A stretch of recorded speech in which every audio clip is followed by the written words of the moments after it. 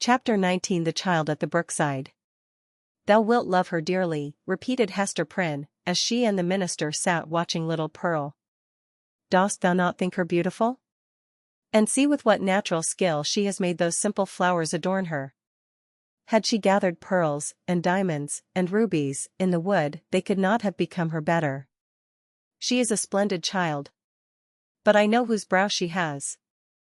Dost thou know, Hester, said Arthur Dimmesdale, with an unquiet smile, that this dear child, tripping about always at thy side, hath cost me many an alarm? Methought, O Hester, what a thought is that, and how terrible to dread it! That my own features were partly repeated in her face, and so strikingly that the world might see them. But she is mostly thine. No, no. Not mostly, answered the mother with a tender smile. A little longer, and thou needest not to be afraid to trace whose child she is. But how strangely beautiful she looks, with those wild flowers in her hair. It is as if one of the fairies, whom we left in dear old England, had decked her out to meet us. It was with a feeling which neither of them had ever before experienced, that they sat and watched Pearl's slow advance. In her was visible the tie that united them. She had been offered to the world, these 7 past years, as the living hieroglyphic, in which was revealed the secret they so darkly sought to hide. All written in this symbol, all plainly manifest, had there been a prophet or magician skilled to read the character of flame. And Pearl was the oneness of their being. Be the foregone evil what it might, how could they doubt that their earthly lives and future destinies were conjoined? When they beheld at once the material union, and the spiritual idea, in whom they met, and were to dwell immortally together? Thoughts like these and perhaps other thoughts, which they did not acknowledge or define through an awe about the child, as she came onward. Let her see nothing strange, no passion or eagerness in thy way of accosting her, whispered Hester. Our Pearl is a fitful and fantastic little elf, sometimes. Especially, she is seldom tolerant of emotion, when she does not fully comprehend the why and wherefore. But the child hath strong affections. She loves me, and will love thee. Thou canst not think, said the minister, glancing aside at Hester Prynne, how my heart dreads this interview, and yearns for it. But, in truth, as I already told thee, children are not readily won to be familiar with me. They will not climb my knee, nor prattle in my ear, nor answer to my smile, but stand apart, and eye me strangely. Even little babes, when I take them in my arms, weep bitterly. Yet Pearl, twice in her little lifetime, hath been kind to me. The first time thou knowest it well. The last was when thou ledst her with thee to the house of yonder stern old governor. And thou didst plead so bravely in her behalf and mine, answered the mother. I remember it, and so shall little Pearl. Fear nothing. She may be strange and shy at first, but will soon learn to love thee. By this time Pearl had reached the margin of the brook, and stood on the farther side, gazing silently at Hester and the clergyman, who still sat together on the mossy tree trunk, waiting to receive her. Just where she had paused the brook chanced to form a pool, so smooth and quiet that it reflected a perfect image of her little figure. With all the brilliant picturesqueness of her beauty, in its adornment of flowers and wreathed foliage, but more refined and spiritualized than the reality. This image, so nearly identical with the living Pearl, seemed to communicate somewhat of its own shadowy and intangible quality to the child herself. It was strange, the way in which Pearl stood, looking so steadfastly at them through the dim medium of the forest gloom. Herself, meanwhile, all glorified with a ray of sunshine, that was attracted thitherward as by a certain sympathy. In the brook beneath stood another child, another and the same, with likewise its ray of golden light. Hester felt herself, in some indistinct and tantalizing manner, estranged from Pearl, as if the child, in her lonely ramble through the forest, had strayed out of the sphere in which she and her mother dwelt together, and was now vainly seeking to return to it. There were both truth and error in the impression. The child and mother were estranged, but through Hester's fault, not Pearl's. Since the latter rambled from her side, another inmate had been admitted within the circle of the mother's feelings, and so modified the aspect of them all, that Pearl, the returning wanderer, could not find her wonted place, and hardly knew where she was. I have a strange fancy, observed the sensitive minister, that this brook is the boundary between two worlds, and that thou canst never meet thy pearl again? Or is she an elfish spirit, who, as the legends of our childhood taught us, is forbidden to cross a running stream? Pray hasten her, for this delay has already imparted a tremor to my nerves. Come, dearest child, said Hester encouragingly, and stretching out both her arms. How slow thou art! When hast thou been so sluggish before now? Here is a friend of mine, who must be thy friend also. Thou wilt have twice as much love, henceforward, as thy mother alone could give thee. Leap across the brook and come to us. Thou canst leap like a young deer. Pearl, without responding in any manner to these honey-sweet expressions, remained on the other side of the brook. Now she fixed her bright, wild eyes on her mother, now on the minister, and now included them both in the same glance, as if to detect and explain to herself the relation which they bore to one another. For some unaccountable reason, as Arthur Dimmesdale felt the child's eyes upon himself, his hand with that gesture so habitual as to have become involuntary stole over his heart. At length, assuming a singular air of authority, Pearl stretched out her hand, with the small forefinger extended, and pointing evidently towards her mother's breast. And beneath, in the mirror of the brook, there was the flower-girdled and sunny image of little Pearl, pointing her small forefinger too. Thou strange child, why dost thou not come to me? Exclaimed Hester. Pearl still pointed with her forefinger, and a frown gathered on her brow, the more impressive from the childish, the almost baby-like aspect of the features that conveyed it. As her mother still kept beckoning to her, and arraying her face in a holiday suit of unaccustomed smiles, the child stamped her foot with a yet more imperious look and gesture. In the brook, again, was the fantastic beauty of the image, with its reflected frown, its pointed finger, and imperious gesture, giving emphasis to the aspect of little Pearl. Hasten, Pearl, or I shall be angry with thee, cried Hester Prynne, who, however inured to such behavior on the elf-child's part at other seasons, was naturally anxious for a more seemly deportment now. Leap across the brook, naughty child, and run hither, else I must come to thee. But Pearl, not a whit startled at her mother's threats, any more than mollified by her entreaties, now suddenly burst into a fit of passion. Gesticulating violently, and throwing her small figure into the most extravagant contortions, she accompanied this wild outbreak with piercing shrieks, which the woods reverberated on all sides, so that, alone as she was in her childish and unreasonable wrath, it seemed as if a hidden multitude were lending her their sympathy and encouragement. Seen in the brook, once more, was the shadowy wrath of Pearl's image, crowned and girdled with flowers, but stamping its foot, wildly gesticulating, and, in the midst of all, still pointing its small forefinger at Hester's bosom. I see what ails the child, whispered Hester to the clergyman, and turning pale in spite of a strong effort to conceal her trouble and annoyance. Children will not abide the slightest, change in the accustomed aspect of things that are daily before their eyes. Pearl misses something which she has always seen me wear. I pray you, answered the minister, if thou hast any means of pacifying the child, do it forthwith. Save it were the cankered wrath of an old witch, like Mistress Hibbins, added he, attempting to smile, I know nothing that I would not sooner encounter than this passion in a child. In Pearl's young beauty, as in the wrinkled witch, it has a preternatural effect. Pacify her, if thou lovest me. Hester turned again towards Pearl, with a crimson blush upon her cheek, a conscious glance aside at the clergyman, and then a heavy sigh, while, even before she had time to speak, the blush yielded to a deadly pallor. Pearl, said she, sadly, look down at thy feet. There. Before thee. On the hither side of the brook. The child turned her eyes to the point indicated, and there lay the scarlet letter, so close upon the margin of the stream, that the gold embroidery was reflected in it.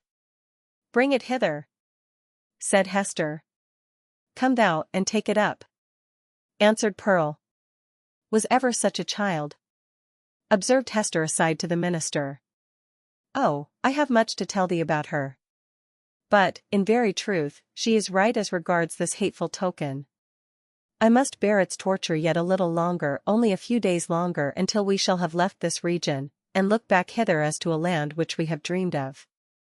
The forest cannot hide it. The mid-ocean shall take it from my hand, and swallow it up forever."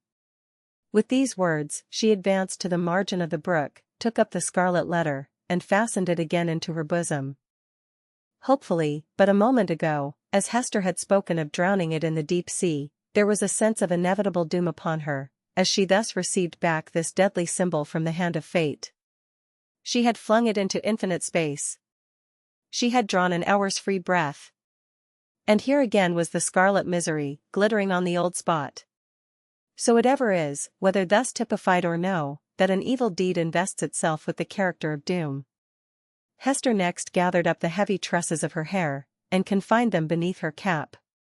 As if there were a withering spell in the sad letter, her beauty, the warmth and richness of her womanhood, departed, like fading sunshine, and a grey shadow seemed to fall across her. When the dreary change was wrought, she extended her hand to Pearl.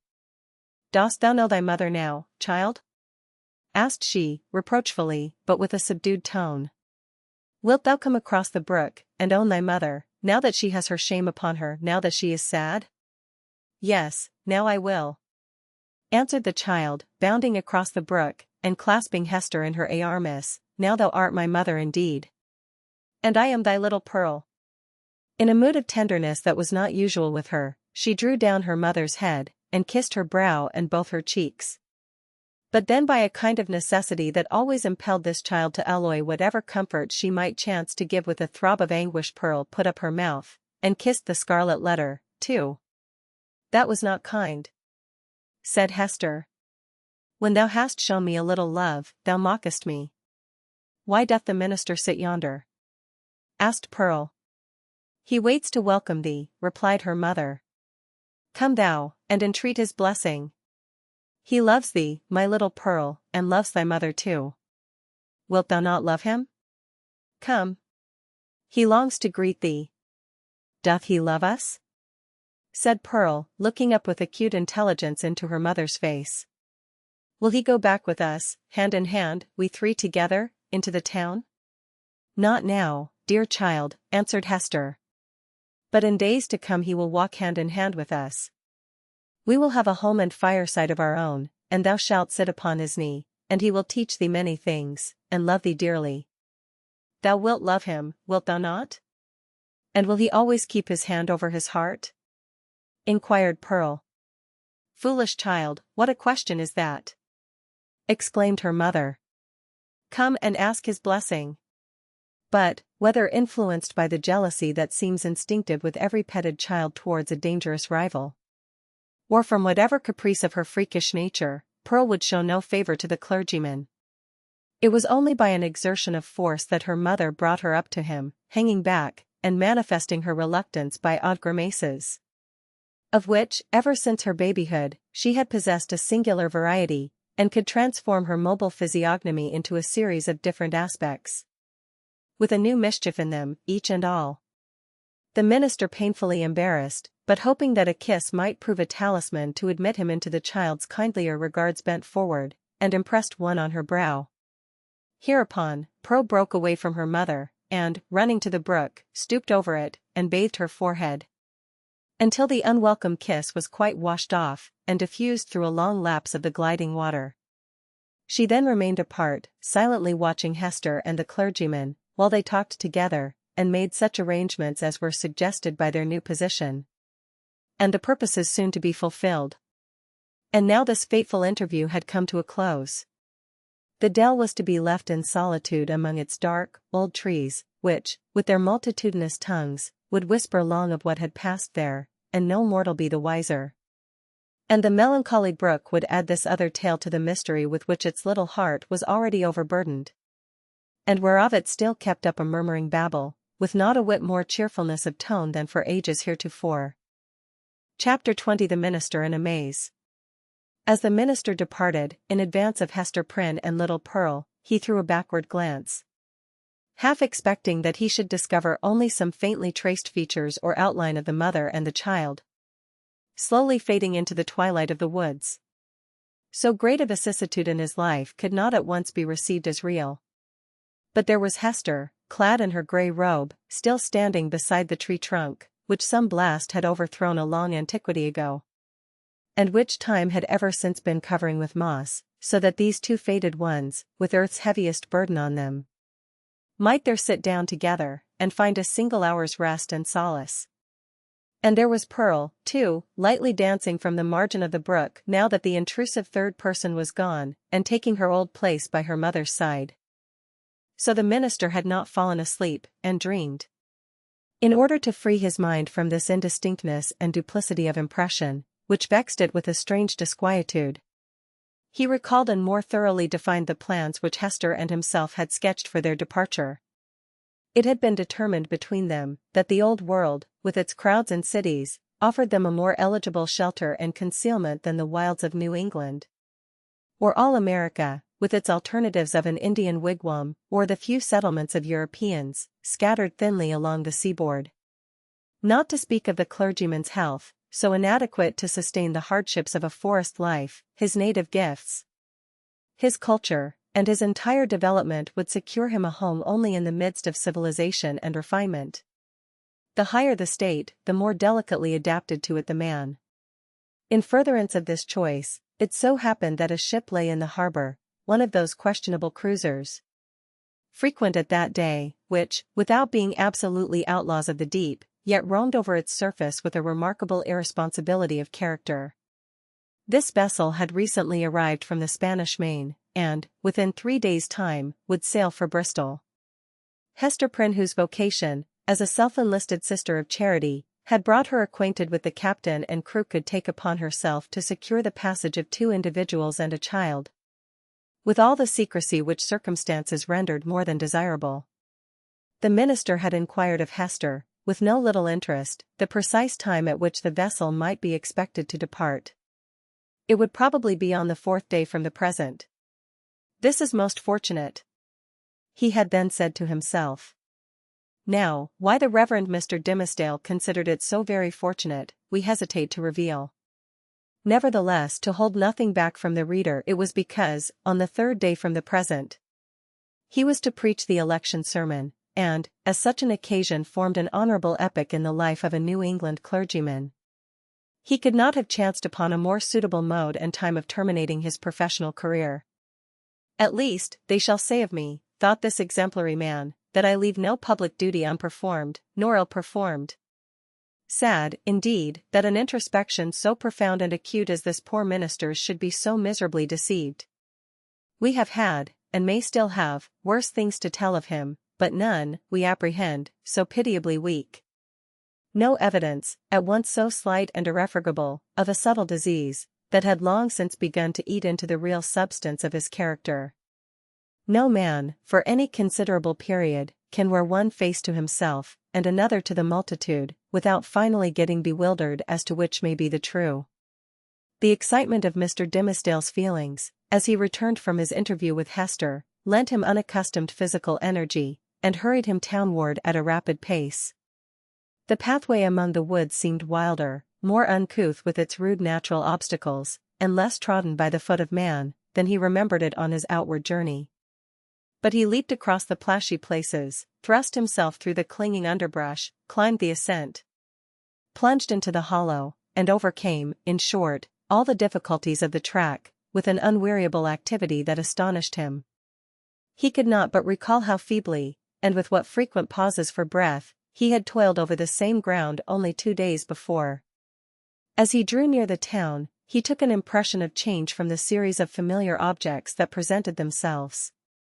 It seemed not yesterday, not 1, nor 2, but many days, or even years ago, since he had quitted them. There, indeed, was each former trace of the street, as he remembered it, and all the peculiarities of the houses, with the due multitude of gable peaks, and a weathercock at every point where his memory suggested one. Not the less, however, came this importunately obtrusive sense of change. The same was true as regarded the acquaintances whom he met, and all the well-known shapes of human life, about the little town. They looked neither older nor younger, now, the beards of the aged were no whiter, nor could the creeping babe of yesterday walk on his feet today. It was impossible to describe in what respect they differed from the individuals on whom he had so recently bestowed a parting glance. And yet the minister's deepest sense seemed to inform him of their mutability. A similar impression struck him most remarkably, as he passed under the walls of his own church.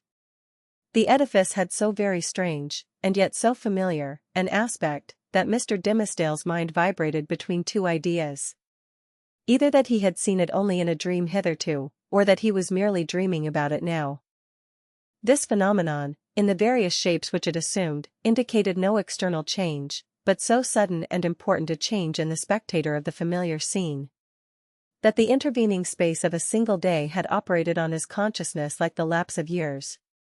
The minister's own will, and Hester's will, and the fate that grew between them, had wrought this transformation. It was the same town as heretofore, but the same minister returned not from the forest. He might have said to the friends who greeted him, "I am not the man for whom you take me. I left him yonder in the forest, withdrawn into a secret dell, by a mossy tree trunk, and near a melancholy brook. Go, seek your minister, and see if his emaciated figure, his thin cheek, his white, heavy, pain-wrinkled brow, be not flung down there like a cast-off garment." His friends, no doubt, would still have insisted with him, "Thou art thyself the man." But the error would have been their own, not his. Before Mr. Dimmesdale reached home, his inner man gave him other evidences of a revolution in the sphere of thought and feeling. In truth, nothing short of a total change of dynasty and moral code, in that interior kingdom, was adequate to account for the impulses now communicated to the unfortunate and startled minister. At every step he was incited to do some strange, wild, wicked thing or other, with a sense that it would be at once involuntary and intentional. In spite of himself, yet growing out of a profounder self than that which opposed the impulse. For instance, he met one of his own deacons. The good old man addressed him with the paternal affection and patriarchal privilege, which his venerable age, his upright and holy character, and his station in the church, entitled him to use, and, conjoined with this, the deep, almost worshipping respect, which the minister's professional and private claims alike demanded. Never was there a more beautiful example of how the majesty of age and wisdom may comport with the obeisance and respect enjoined upon it, as from a lower social rank and inferior order of endowment, towards a higher. Now, during a conversation of some 2 or 3 moments between the Reverend Mr. Dimmesdale and this excellent and hoary-bearded deacon, it was only by the most careful self-control that the former could refrain from uttering certain blasphemous suggestions that rose into his mind. Respecting the communion supper, he absolutely trembled and turned pale as ashes, lest his tongue should wag itself, in utterance of these horrible matters, and plead his own consent for so doing, without his having fairly given it. And even with this terror in his heart, he could hardly avoid laughing to imagine how the sanctified old patriarchal deacon would have been petrified by his minister's impiety. Again, another incident of the same nature. Hurrying along the street, the Reverend Mr. Dimmesdale encountered the eldest female member of his church. A most pious and exemplary old dame, poor, widowed, lonely, and with a heart as full of reminiscences about her dead husband and children, and her dead friends of long ago, as a burial ground is full of storied gravestones. Yet all this, which would else have been such heavy sorrow, was made almost a solemn joy to her devout old soul by religious consolations and the truths of Scripture, wherewith she had fed herself continually for more than 30 years. And, since Mr. Dimmesdale had taken her in charge, the good Grandam's chief earthly comfort which, unless it had been likewise a heavenly comfort, could have been none at all, was to meet her pastor, whether casually, or of set purpose, and be refreshed with a word of warm, fragrant, heaven-breathing gospel truth from his beloved lips into her dulled, but rapturously attentive ear. But, on this occasion, up to the moment of putting his lips to the old woman's ear, Mr. Dimmesdale, as the great enemy of souls would have it, could recall no text of Scripture, nor aught else, except a brief, pithy, and, as it then appeared to him, unanswerable argument against the immortality of the human soul. The instilment thereof into her mind would probably have caused this aged sister to drop down dead, at once, as by the effect of an intensely poisonous infusion. What he really did whisper, the minister could never afterwards recollect. There was, perhaps, a fortunate disorder in his utterance, which failed to impart any distinct idea to the good widow's comprehension, or which Providence interpreted after a method of its own. Assuredly, as the minister looked back, he beheld an expression of divine gratitude and ecstasy that seemed like the shine of the celestial city on her face, so wrinkled and ashy pale. Again, a third instance. After parting from the old church member, he met the youngest sister of them all. It was a maiden newly won by the Reverend Mr. Dimmesdale's own sermon, on the Sabbath after his vigil to barter the transitory pleasures of the world for the heavenly hope that was to assume brighter substance as life grew dark around her, and which would gild the utter gloom with final glory. She was fair and pure as a lily that had bloomed in paradise. The minister knew well that he was himself enshrined within the stainless sanctity of her heart, which hung its snowy curtains about his image, imparting to religion the warmth of love, and to love a religious purity. Satan, that afternoon, had surely led the poor young girl away from her mother's side, and thrown her into the pathway of this sorely tempted, or shall we not rather say, this lost and desperate man. As she drew nigh, the archfiend whispered him to condense into small compass and drop into her tender bosom a germ of evil that would be sure to blossom darkly soon, and bear black fruit betimes.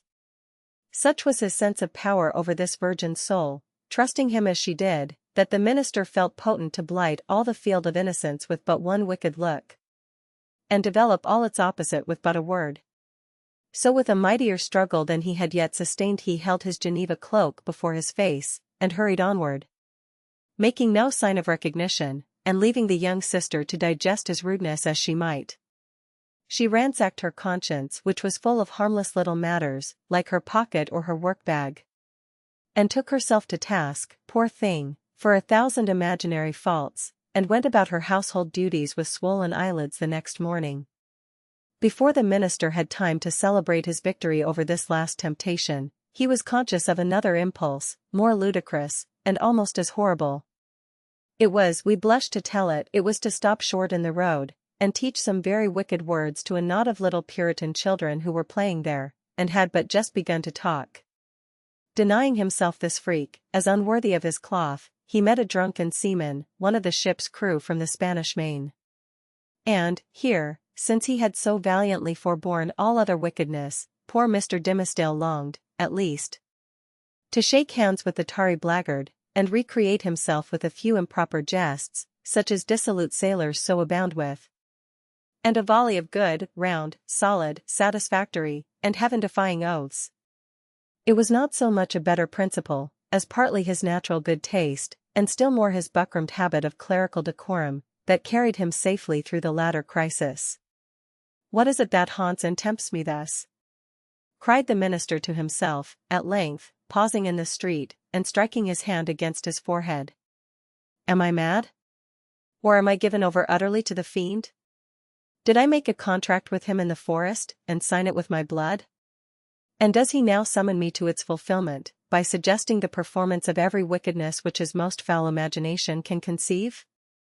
At the moment when the Reverend Mr. Dimmesdale thus communed with himself, and struck his forehead with his hand, old Mistress Hibbins, the reputed witch lady, is said to have been passing by.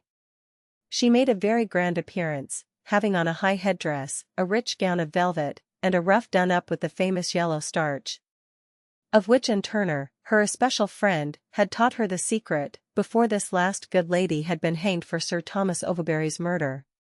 Whether the witch had read the minister's thoughts, or no, she came to a full stop, looked shrewdly into his face, smiled craftily, and though little given to converse with clergymen began a conversation. So, Reverend Sir, you have made a visit into the forest, observed the witch lady, nodding her high head dress at him. The next time, I pray you to allow me only a fair warning, and I shall be proud to bear you company. Without taking over much upon myself, my good word will go far towards gaining any strange gentleman a fair reception from yonder potentate you wot of. I profess, madam, answered the clergyman, with a grave obeisance, such as the lady's rank demanded, and his own good breeding made imperative, I profess, on my conscience and character, that I am utterly bewildered as touching the purport of your words. I went not into the forest to seek a potentate, neither do I, at any future time, design a visit thither, with a view to gaining the favor of such personage. My one sufficient object was to greet that pious friend of mine, the Apostle Eliot, and rejoice with him over the many precious souls he hath won from heathendom.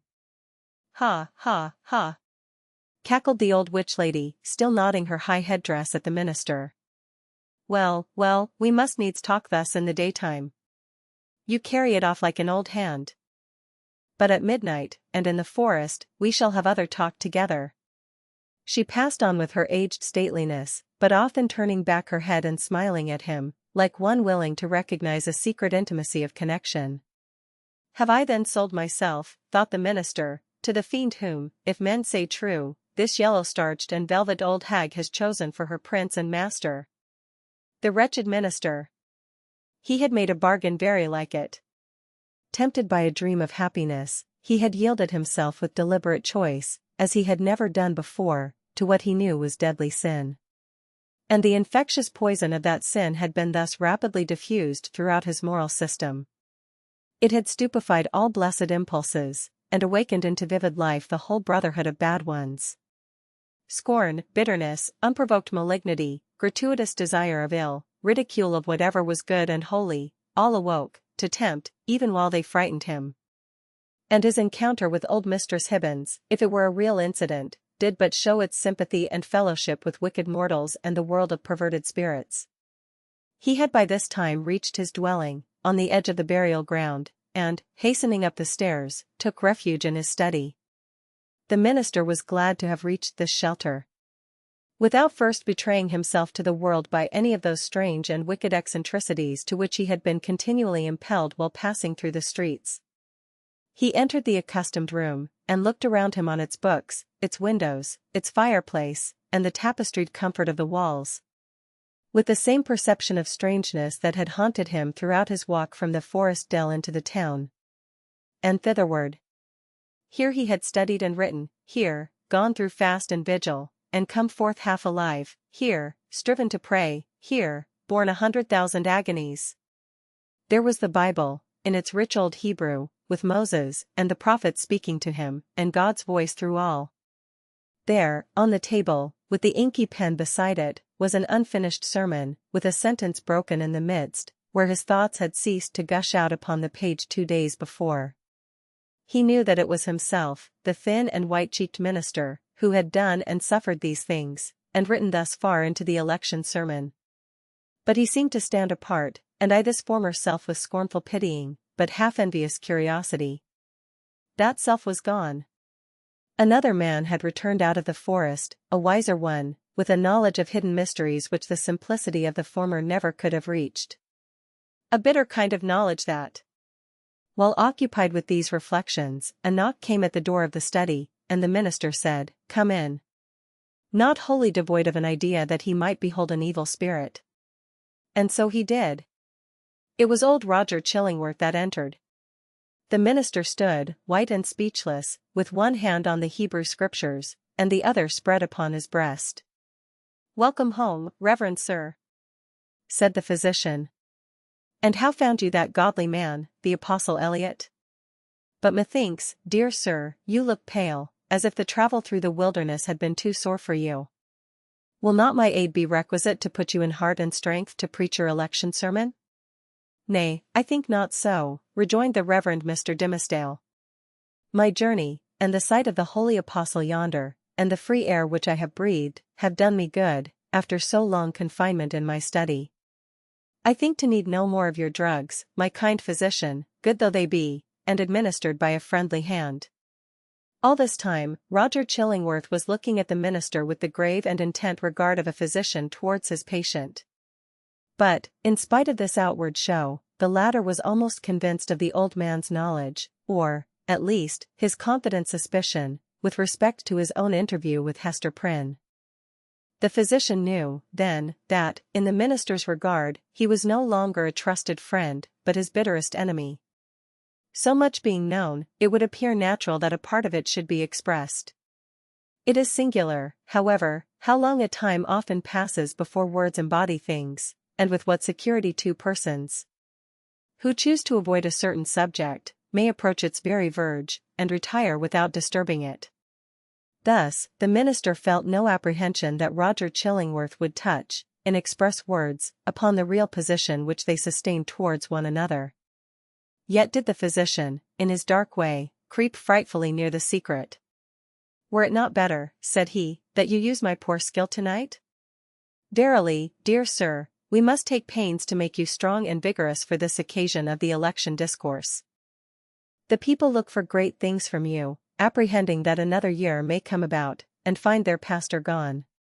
Yeah, to another world, replied the minister, with pious resignation. Heaven granted be a better one, for, in good sooth, I hardly think to tarry with my flock through the flitting seasons of another year. But, touching your medicine, kind sir, in my present frame of body I need it not.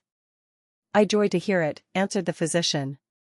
It may be that my remedies, so long administered in vain, begin now to take due effect. Happy man were I, and well deserving of New England's gratitude, could I achieve this cure. I thank you from my heart, most watchful friend, said the Reverend Mr. Dimmesdale, with a solemn smile.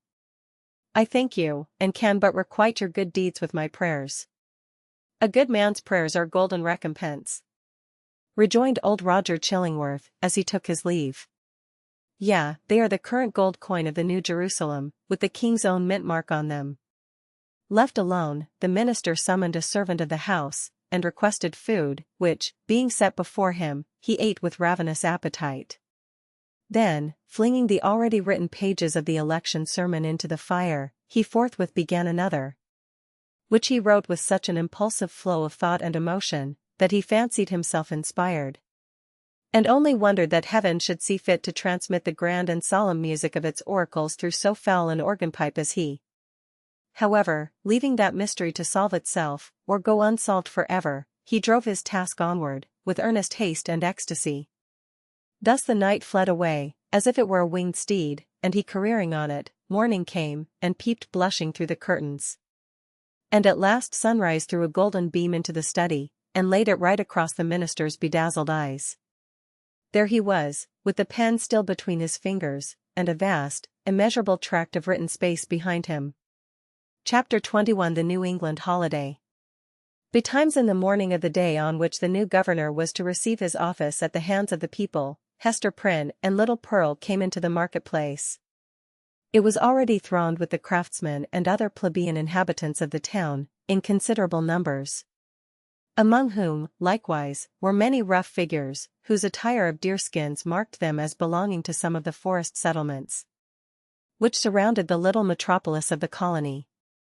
On this public holiday, as on all other occasions, for 7 years past, Hester was clad in a garment of coarse grey cloth. Not more by its hue than by some indescribable peculiarity in its fashion, it had the effect of making her fade personally out of sight and outline. While, again, the Scarlet Letter brought her back from this twilight indistinctness, and revealed her under the moral aspect of its own illumination.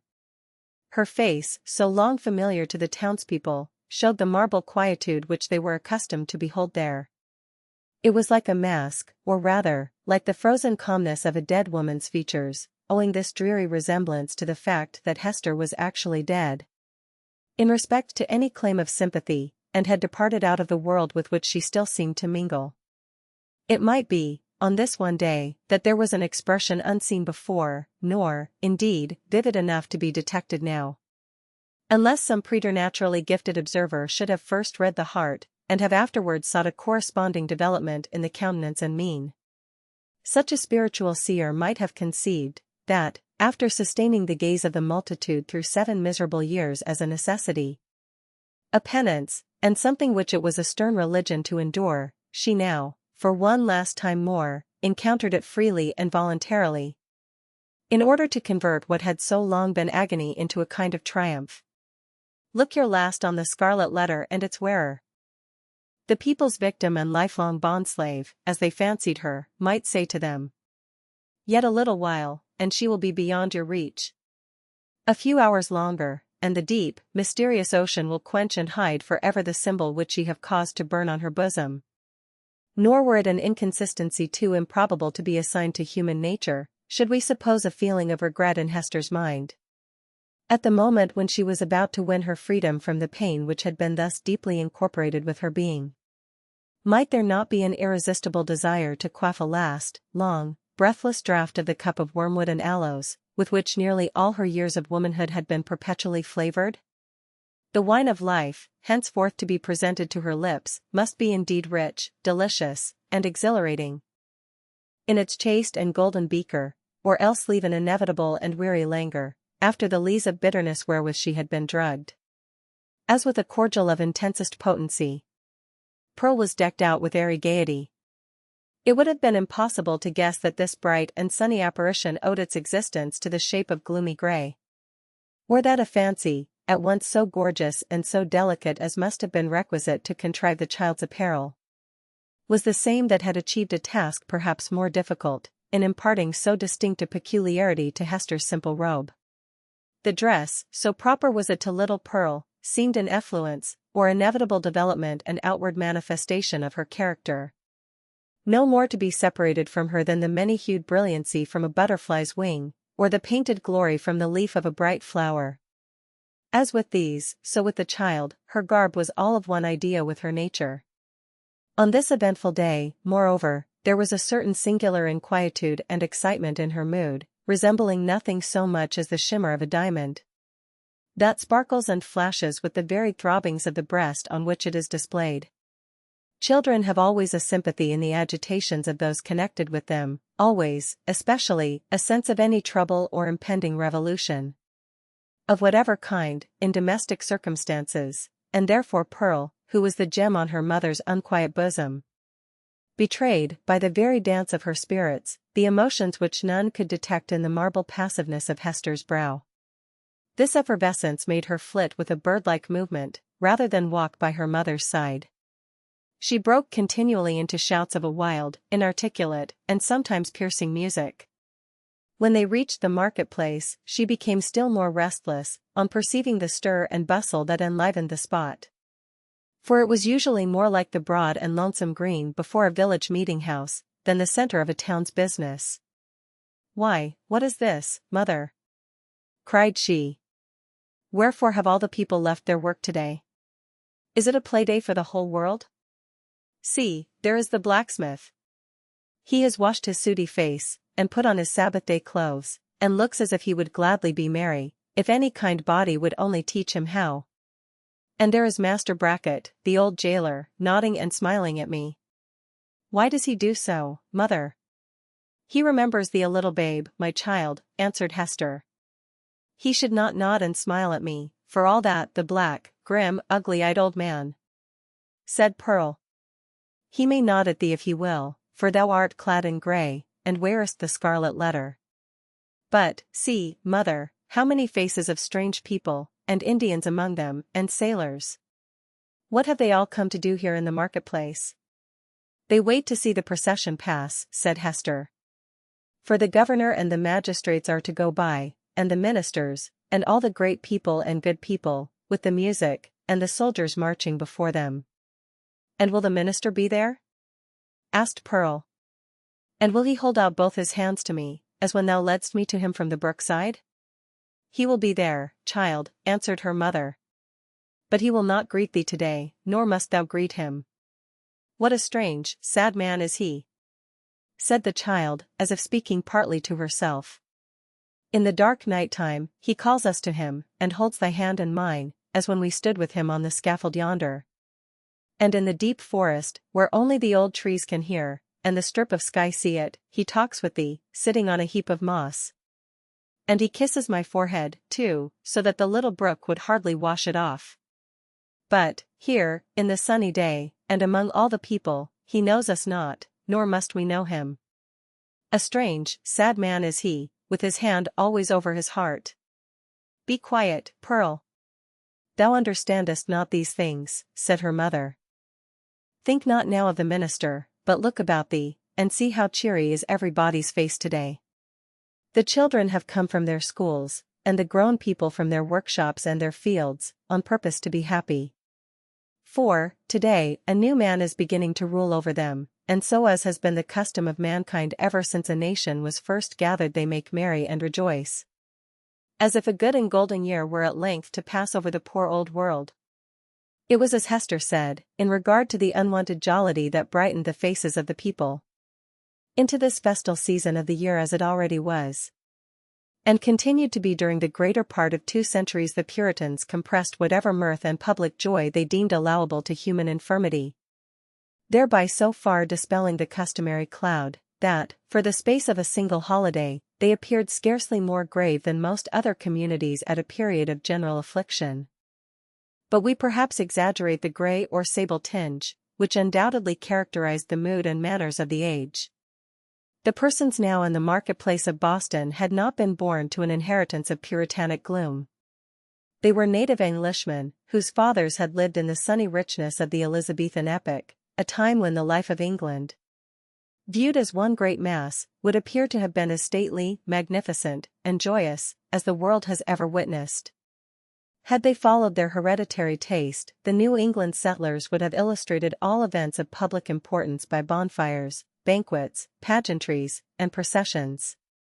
Nor would it have been impracticable, in the observance of majestic ceremonies, to combine mirthful recreation with solemnity, and give, as it were, a grotesque and brilliant embroidery to the great robe of state, which a nation, at such festivals, puts on. There was some shadow of an attempt of this kind in the mode of celebrating the day on which the political year of the colony commenced. The dim reflection of a remembered splendor, a colorless and manifold diluted repetition of what they had beheld in proud old London. We will not say at a royal coronation, but at a Lord Mayor's show, might be traced in the customs which our forefathers instituted, with reference to the annual installation of magistrates. The fathers and founders of the Commonwealth, the statesman, the priest, and the soldier, deemed it a duty then to assume the outward state and majesty, which, in accordance with antique style, was looked upon as the proper garb of public and social eminence. All came forth, to move in procession before the people's eye, and thus impart a needed dignity to the simple framework of a government so newly constructed. Then, too, the people were countenanced, if not encouraged, in relaxing the severe and close application to their various modes of rugged industry, which, at all other times, seemed of the same piece and material with their religion. Here, it is true, were none of the appliances which popular merriment would so readily have found in the England of Elizabeth's time, or that of James, no rude shows of a theatrical kind, no minstrel with his harp and legendary ballad, nor gleeman, with an ape dancing to his music, no juggler, with his tricks of mimic witchcraft, no merry Andrew, to stir up the multitude with jests, perhaps hundreds of years old, but still effective, by their appeals to the very broadest sources of mirthful sympathy. All such professors of the several branches of jocularity would have been sternly repressed, not only by the rigid discipline of law, but by the general sentiment which gives law its vitality. Not the less, however, the great, honest face of the people smiled, grimly, perhaps, but widely too. Nor were sports wanting, such as the colonists had witnessed, and shared in, long ago, at the country fairs and on the village greens of England, and which it was thought well to keep alive on this new soil, for the sake of the courage and manliness that were essential in them. Wrestling matches, in the different fashions of Cornwall and Devonshire, were seen here and there about the marketplace. In one corner, there was a friendly bout at quarterstaff, and what attracted most interest of all on the platform of the pillory, already so noted in our pages, 2 masters of defense were commencing an exhibition with the buckler and broadsword. But, much to the disappointment of the crowd, this latter business was broken off by the interposition of the town beadle, who had no idea of permitting the majesty of the law to be violated by such an abuse of one of its consecrated places. It may not be too much to affirm, on the whole, the people being then in the first stages of joyless deportment, and the offspring of sires who had known how to be merry, in their day, that they would compare favorably, in point of holiday keeping, with their descendants, even at so long an interval as ourselves. Their immediate posterity, the generation next to the early emigrants, wore the blackest shade of Puritanism, and so darkened the national visage with it, that all the subsequent years have not sufficed to clear it up. We have yet to learn again the forgotten art of gaiety. The picture of human life in the marketplace, though its general tint was the sad grey, brown, or black of the English emigrants, was yet enlivened by some diversity of hue. A party of Indians in their savage finery of curiously embroidered deerskin robes, wampum belts, red and yellow ochre, and feathers, and armed with the bow and arrow and stone-headed spear stood apart, with countenances of inflexible gravity, beyond what even the Puritan aspect could attain. Nor, wild as were these painted barbarians, were they the wildest feature of the scene. This distinction could more justly be claimed by some mariners, a part of the crew of the vessel from the Spanish Main, who had come ashore to see the humors of election day. They were rough-looking desperadoes, with sun-blackened faces, and an immensity of beard. Their wide, short trousers were confined about the waist by belts, often clasped with a rough plate of gold, and sustaining always a long knife, and, in some instances, a sword. From beneath their broad-brimmed hats of palm leaf, gleamed eyes which, even in good nature and merriment, had a kind of animal ferocity. They transgressed, without fear or scruple, the rules of behavior that were binding on all others, smoking tobacco under the beadle's very nose, although each whiff would have cost a townsman a shilling, and quaffing, at their pleasure, draughts of wine or aqua vitae from pocket flasks, which they freely tendered to the gaping crowd around them. It remarkably characterized the incomplete morality of the age, rigid as we call it, that a license was allowed the seafaring class, not merely for their freaks on shore, but for far more desperate deeds on their proper element. The sailor of that day would go near to be arraigned as a pirate in our own.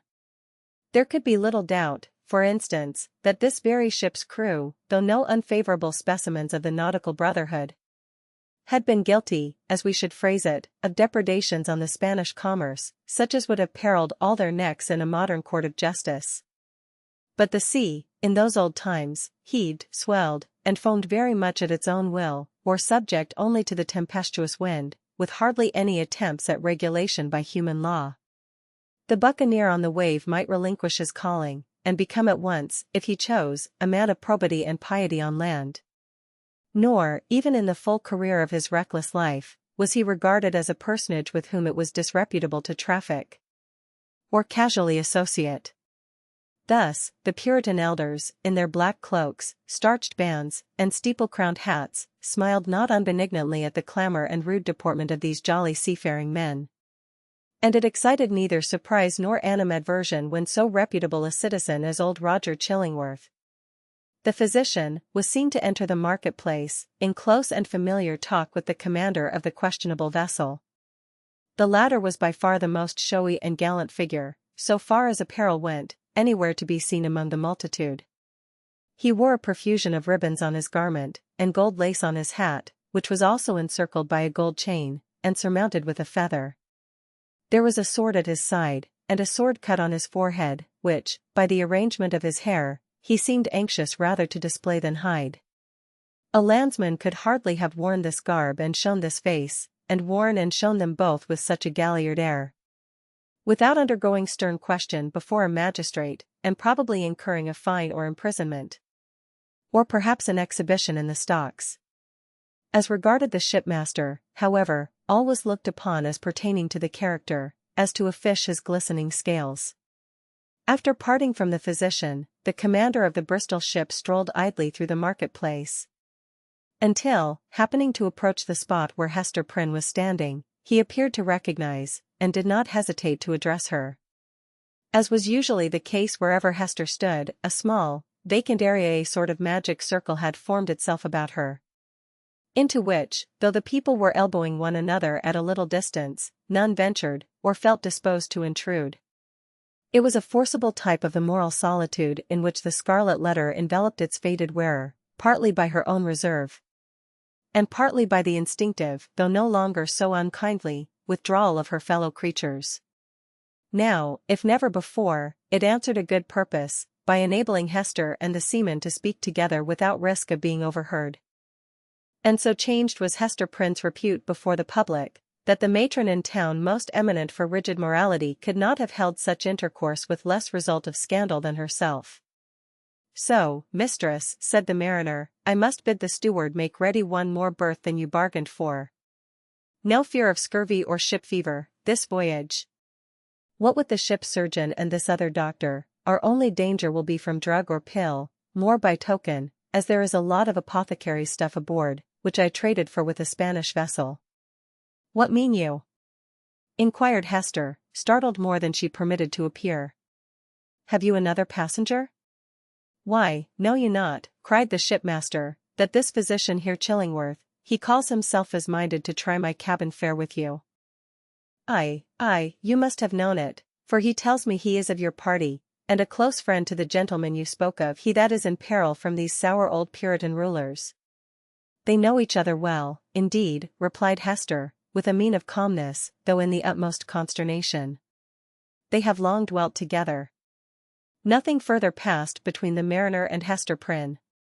But, at that instant, she beheld old Roger Chillingworth himself, standing in the remotest corner of the marketplace, and smiling on her, a smile which across the wide and bustling square, and through all the talk and laughter, and various thoughts, moods, and interests of the crowd conveyed secret and fearful meaning. Chapter 22 The Procession. Before Hester Prynne could call together her thoughts, and consider what was practicable to be done in this new and startling aspect of affairs, the sound of military music was heard approaching along a contiguous street. It denoted the advance of the procession of magistrates and citizens, on its way towards the meeting-house, where, in compliance with a custom thus early established, and ever since observed, the Reverend Mr. Dimmesdale was to deliver an election sermon. Soon the head of the procession showed itself, with a slow and stately march, turning a corner, and making its way across the marketplace. First came the music.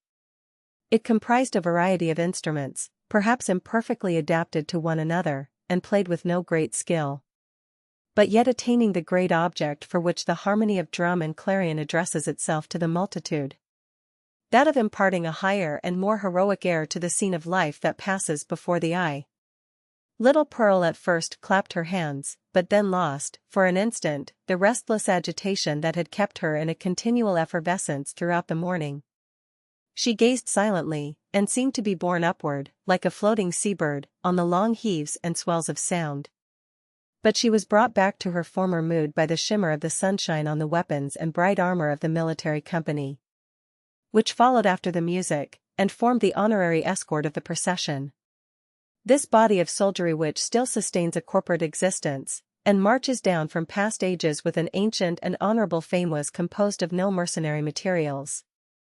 Its ranks were filled with gentlemen, who felt the stirrings of martial impulse, and sought to establish a kind of college of arms, where, as in an association of Knights Templars, they might learn the science, and, so far as peaceful exercise would teach them, the practices of war. The high estimation then placed upon the military character might be seen in the lofty port of each individual member of the company. Some of them, indeed, by their services in the Low Countries and on other fields of European warfare, had fairly won their title to assume the name and pomp of soldiership. The entire array, moreover, clad in burnished steel, and with plumage nodding over their bright morions, had a brilliancy of effect which no modern display can aspire to equal. And yet the men of civil eminence, who came immediately behind the military escort, were better worth a thoughtful observer's eye. Even in outward demeanor they showed a stamp of majesty that made the warrior's haughty stride look vulgar, if not absurd. It was an age when what we call talent had far less consideration than now, but the mass of materials which produced stability and dignity of character a great deal more. The people possessed, by hereditary right, the quality of reverence, which, in their descendants, if it survive at all, exists in smaller proportion, and with a vastly diminished force in the selection and estimate of public men. The change may be for good or ill, and is partly, perhaps, for both. In that old day, the English settler on these rude shores, having left king, nobles, and all degrees of awful rank behind, while still the faculty and necessity of reverence were strong in him, bestowed it on the white hair and venerable brow of age, on long-tried integrity, on solid wisdom and sad-colored experience, on endowments of that grave and weighty order, which gives the idea of permanence, and comes under the general definition of respectability.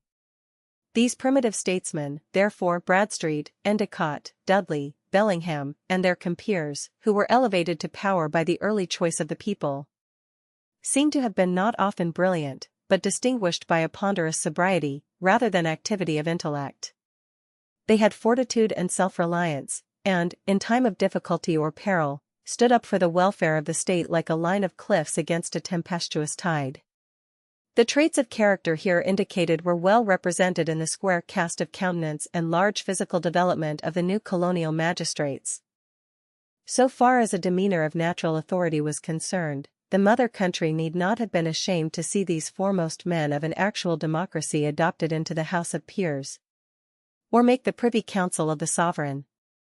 Next in order to the magistrates came the young and eminently distinguished divine, from whose lips the religious discourse of the anniversary was expected.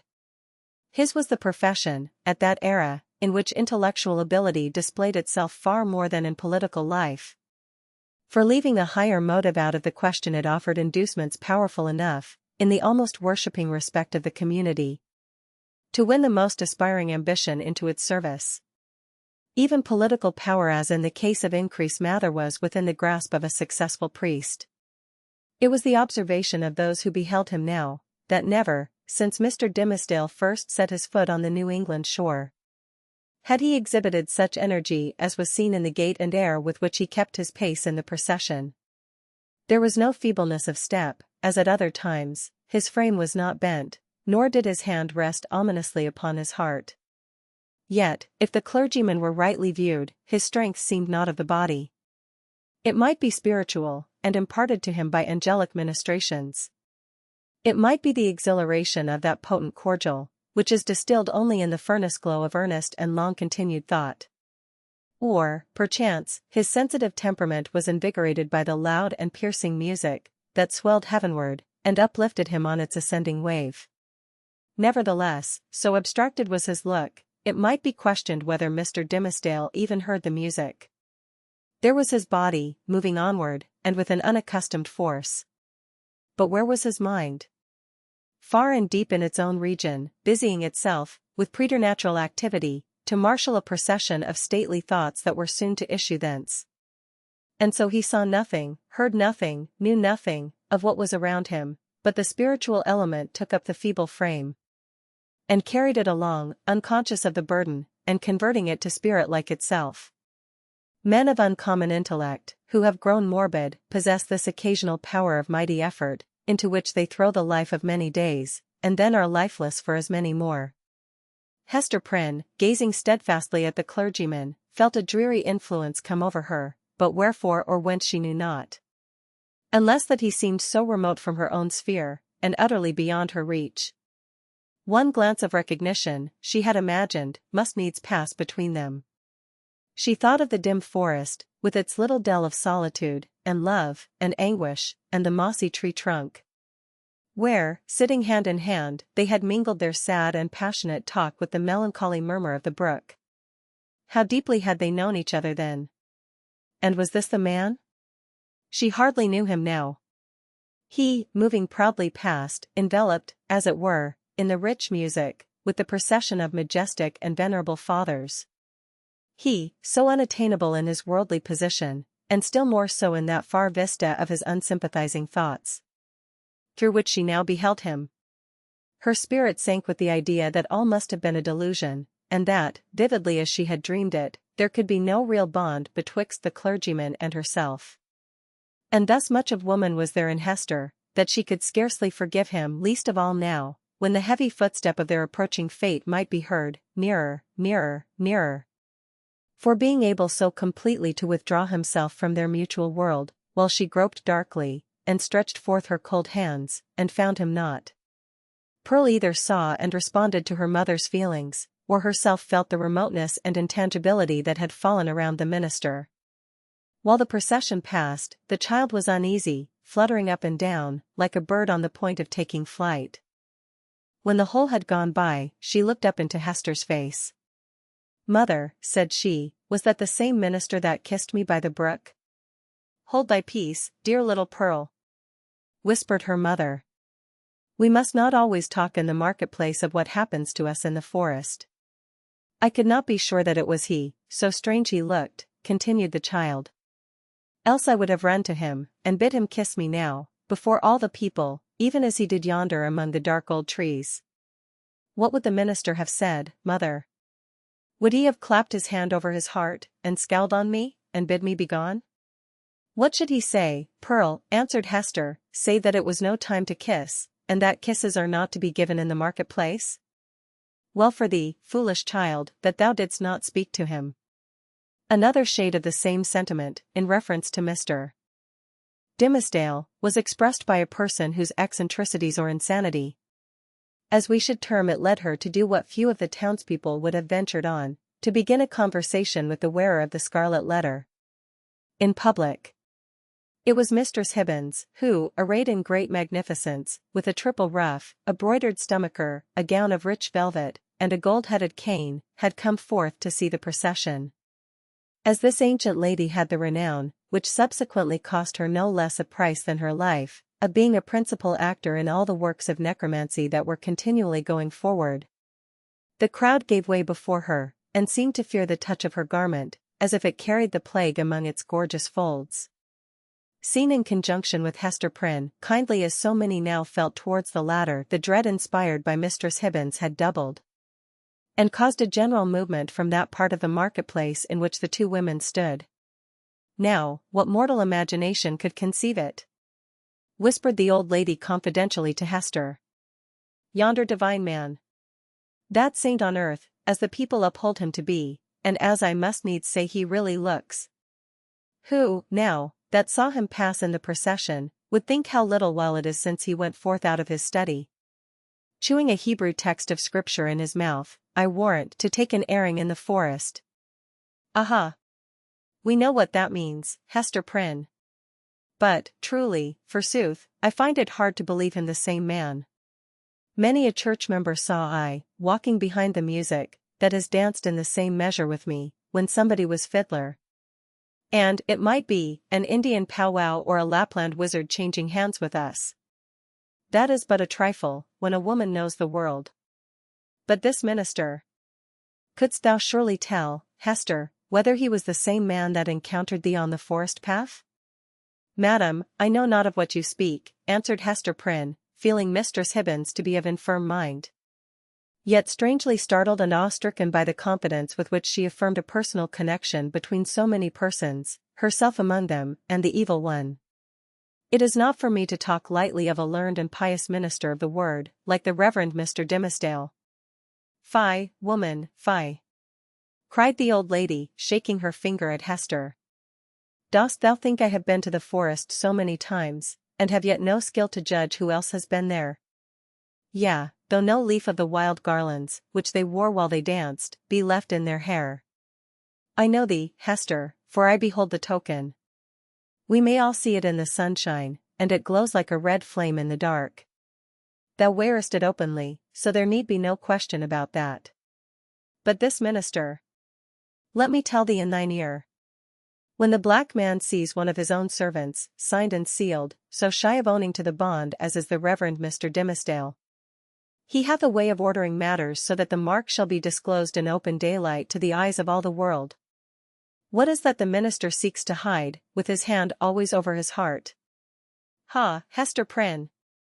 What is it, good Mistress Hibbins? Eagerly asked little Pearl. Hast thou seen it? No matter, darling, responded Mistress Hibbins, making Pearl a profound reverence. Thou thyself wilt see it, one time or another. They say, child, thou art of the lineage of the Prince of the Air. Wilt thou ride with me, some fine night, to see thy father? Then thou shalt know wherefore the minister keeps his hand over his heart. Laughing so shrilly that all the marketplace could hear her, the weird old gentlewoman took her departure.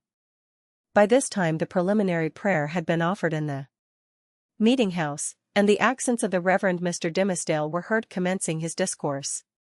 An irresistible feeling kept Hester near the spot. As the sacred edifice was too much thronged to admit another auditor, she took up her position close beside the scaffold of the pillory.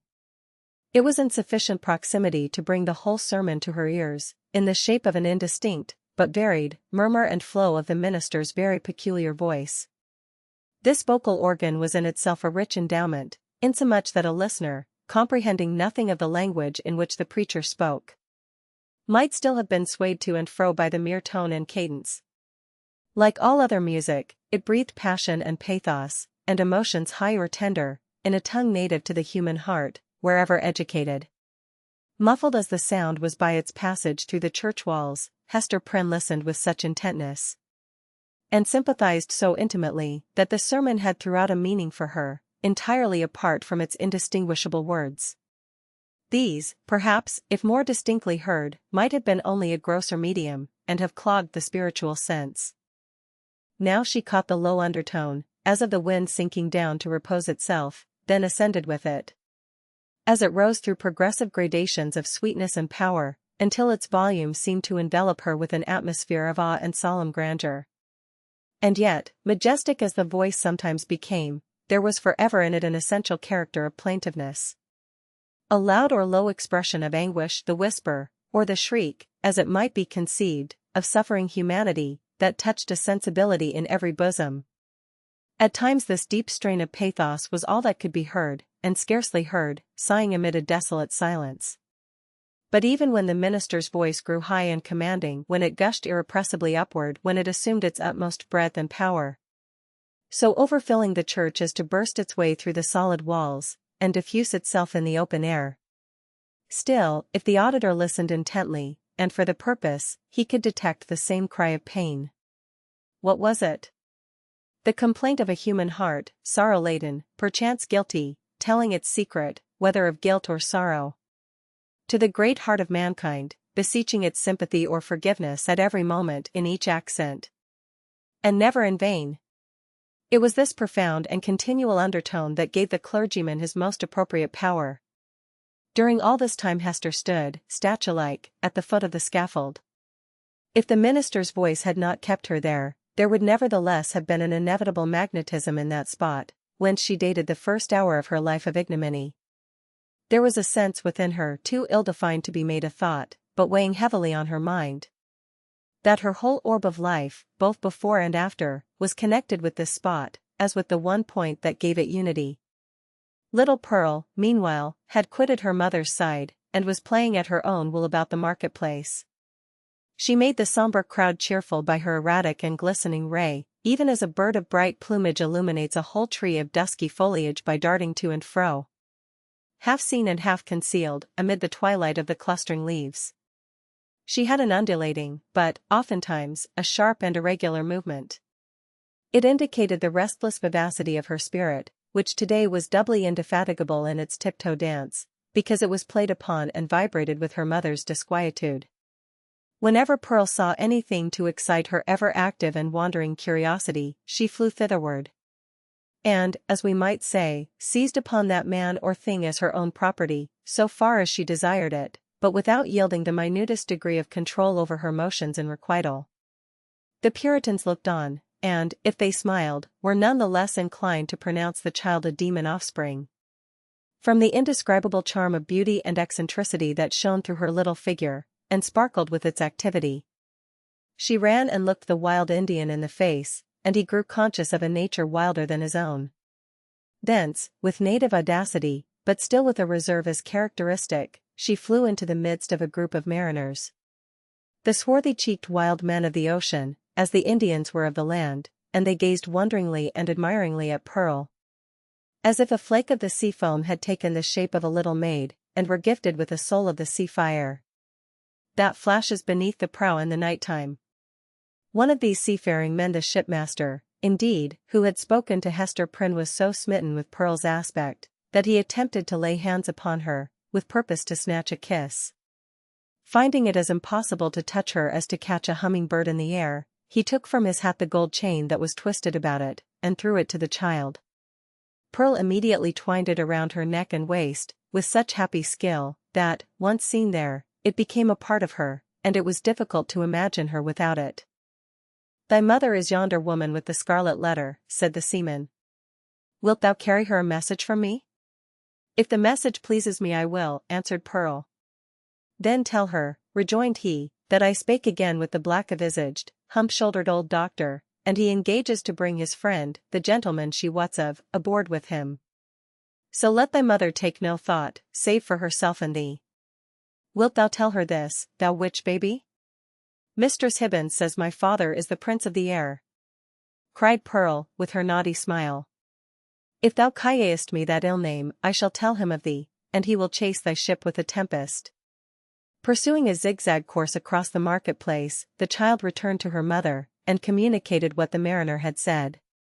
Hester's strong, calm, steadfastly enduring spirit almost sank, at last, on beholding this dark and grim countenance of an inevitable doom, which at the moment when a passage seemed to open for the minister and herself out of their labyrinth of misery showed itself, with an unrelenting smile, right in the midst of their path.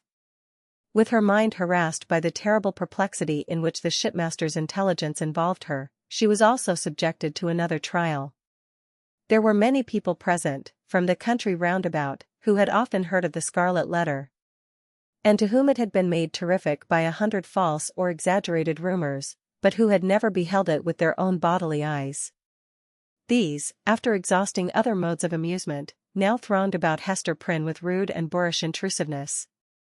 Unscrupulous as it was, however, it could not bring them nearer than a circuit of several yards. At that distance they accordingly stood, fixed there by the centrifugal force of the repugnance which the mystic symbol inspired. The whole gang of sailors, likewise, observing the press of spectators, and learning the purport of the Scarlet Letter, came and thrust their sunburnt and desperado-looking faces into the ring. Even the Indians were affected by a sort of cold shadow of the white man's curiosity, and, gliding through the crowd, fastened their snake-like black eyes on Hester's bosom, conceiving, perhaps, that the wearer of this brilliantly embroidered badge must needs be a personage of high dignity among her people. Lastly, the inhabitants of the town, their own interest in this worn-out subject languidly reviving itself, by sympathy with what they saw others feel, lounged idly to the same quarter, and tormented Hester Prynne, perhaps more than all the rest, with their cool, well-acquainted gaze at her familiar shame. Hester saw and recognized the self-same faces of that group of matrons, who had awaited her forthcoming from the prison door 7 years ago, all save one, the youngest and only compassionate among them, whose burial robe she had since made. At the final hour, when she was so soon to fling aside the burning letter, it had strangely become the center of more remark and excitement, and was thus made to sear her breast more painfully than at any time since the first day she put it on. While Hester stood in that magic circle of ignominy, where the cunning cruelty of her sentence seemed to have fixed her forever, the admirable preacher was looking down from the sacred pulpit upon an audience, whose very inmost spirits had yielded to his control. The sainted minister in the church, the woman of the Scarlet Letter in the marketplace. What imagination would have been irreverent enough to surmise that the same scorching stigma was on them both? Chapter 23 The Revelation of the Scarlet Letter.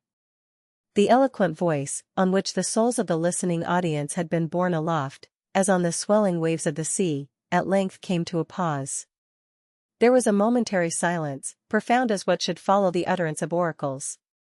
Then ensued a murmur and half-hushed tumult, as if the auditors, released from the high spell that had transported them into the region of another's mind, were returning into themselves, with all their awe and wonder still heavy on them. In a moment more, the crowd began to gush forth from the doors of the church. Now that there was an end, they needed other breath, more fit to support the gross and earthly life into which they relapsed, than that atmosphere which the preacher had converted into words of flame, and had burdened with the rich fragrance of his thought.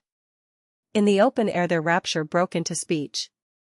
The street and the marketplace absolutely babbled, from side to side, with applauses of the minister.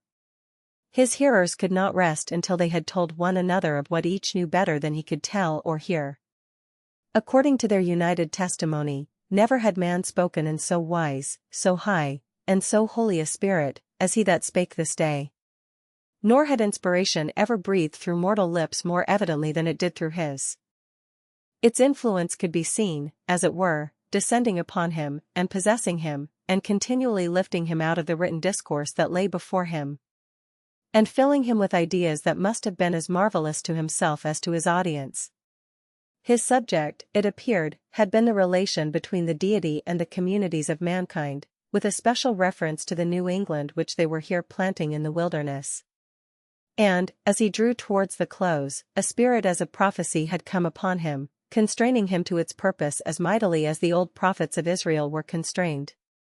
Only with this difference, that, whereas the Jewish seers had denounced judgments and ruin on their country, It was his mission to foretell a high and glorious destiny for the newly gathered people of the Lord. But, throughout it all, and through the whole discourse, there had been a certain deep, sad undertone of pathos, which could not be interpreted otherwise than as the natural regret of one soon to pass away. Yes, their minister whom they so loved and who so loved them all, that he could not depart heavenward without a sigh, had the foreboding of untimely death upon him, and would soon leave them in their tears. This idea of his transitory stay on earth gave the last emphasis to the effect which the preacher had produced.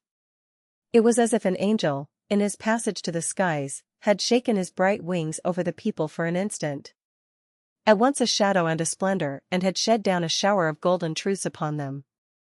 Thus, there had come to the Reverend Mr. Dimmesdale, as to most men, in their various spheres, though seldom recognized until they see it far behind them, an epoch of life more brilliant and full of triumph than any previous one, or than any which could hereafter be.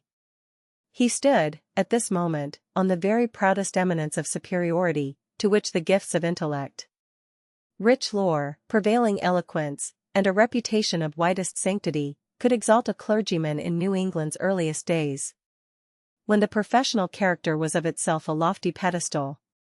Such was the position which the minister occupied, as he bowed his head forward on the cushions of the pulpit, at the close of his election sermon. Meanwhile, Hester Prynne was standing beside the scaffold of the pillory, with the scarlet letter still burning on her breast. Now was heard again the clangor of the music, and the measured tramp of the military escort, issuing from the church door.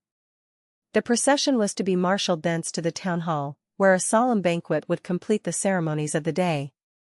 Once more, therefore, the train of venerable and majestic fathers was seen moving through a broad pathway of the people, who drew back reverently, on either side, as the governor and magistrates, the old and wise men, the holy ministers, and all that were eminent and renowned, advanced into the midst of them. When they were fairly in the marketplace, their presence was greeted by a shout. This, though doubtless it might acquire additional force and volume from the childlike loyalty which the age awarded to its rulers, was felt to be an irrepressible outburst of the enthusiasm kindled in the auditors by that high strain of eloquence which was yet reverberating in their ears. Each felt the impulse in himself, and, in the same breath, caught it from his neighbor. Within the church, it had hardly been kept down; beneath the sky, it pealed upward to the zenith. There were human beings enough, and enough of highly wrought and symphonious feeling, to produce that more impressive sound than the organ tones of the blast, or the thunder, or the roar of the sea, even that mighty swell of many voices, blended into one great voice by the universal impulse which makes likewise one vast heart out of the many. Never, from the soil of New England, had gone up such a shout. Never, on New England soil, had stood the man so honored by his mortal brethren as the preacher. How fared it with him then? Were there not the brilliant particles of a halo in the air about his head? So etherealized by spirit as he was, and so apatheized by worshipping admirers, did his footsteps in the procession really tread upon the dust of earth? As the ranks of military men and civil fathers moved onward, all eyes were turned towards the point where the minister was seen to approach among them. The shout died into a murmur, as one portion of the crowd after another obtained a glimpse of him.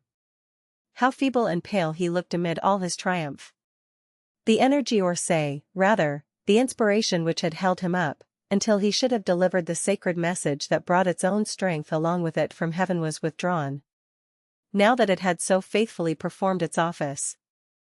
The glow, which they had just before beheld burning on his cheek, was extinguished, like a flame that sinks down hopelessly among the late decaying embers. It seemed hardly the face of a man alive, with such a death-like hue; it was hardly a man with life in him, that tottered on his path so nervelessly, yet tottered, and did not fall. One of his clerical brethren, it was the venerable John Wilson, observing the state in which Mr. Dimmesdale was left by the retiring wave of intellect and sensibility, stepped forward hastily to offer his support. The minister tremulously, but decidedly, repelled the old man's arm. He still walked onward, if that movement could be so described, which rather resembled the wavering effort of an infant, with its mother's arms in view, outstretched to tempt him forward. And now, almost imperceptible as were the latter steps of his progress, He had come opposite the well-remembered and weather-darkened scaffold, where, long since, with all that dreary lapse of time between, Hester Prynne had encountered the world's ignominious stare. There stood Hester, holding little Pearl by the hand. And there was the scarlet letter on her breast. The minister here made a pause, although the music still played the stately and rejoicing march to which the procession moved. It summoned him onward to the festival. But here he made a pause. Bellingham, for the last few moments, had kept an anxious eye upon him. He now left his own place in the procession, and advanced to give assistance, judging from Mr. Dimmesdale's aspect that he must otherwise inevitably fall. But there was something in the latter's expression that warned back the magistrate, although a man not readily obeying the vague intimations that pass from one spirit to another. The crowd, meanwhile, looked on with awe and wonder. This earthly faintness was, in their view, only another phase of the minister's celestial strength, nor would it have seemed a miracle too high to be wrought for one so holy. Had he ascended before their eyes, waxing dimmer and brighter, and fading at last into the light of heaven. He turned towards the scaffold, and stretched forth his arms. "Hester," said he, "come hither. Come, my little Pearl." It was a ghastly look with which he regarded them, but there was something at once tender and strangely triumphant in it. The child, with the bird-like motion which was one of her characteristics, flew to him, and clasped her arms about his knees. Hester Prynne slowly, as if impelled by inevitable fate, and against her strongest will likewise drew near, but paused before she reached him. At this instant old Roger Chillingworth thrust himself through the crowd or, perhaps, so dark, disturbed. And evil was his look, he rose up out of some nether region to snatch back his victim from what he sought to do. Be that as it might, the old man rushed forward and caught the minister by the arm. "Madman, hold! What is your purpose?" whispered he. "Wave back that woman. Cast off this child. All shall be well. Do not blacken your fame and perish in dishonor. I can yet save you. Would you bring infamy on your sacred profession? Ha, tempter! Methinks thou art too late," answered the minister, encountering his eye, fearfully, but firmly. "Thy power is not what it was. With God's help, I shall escape thee now." He again extended his hand to the woman of the scarlet letter.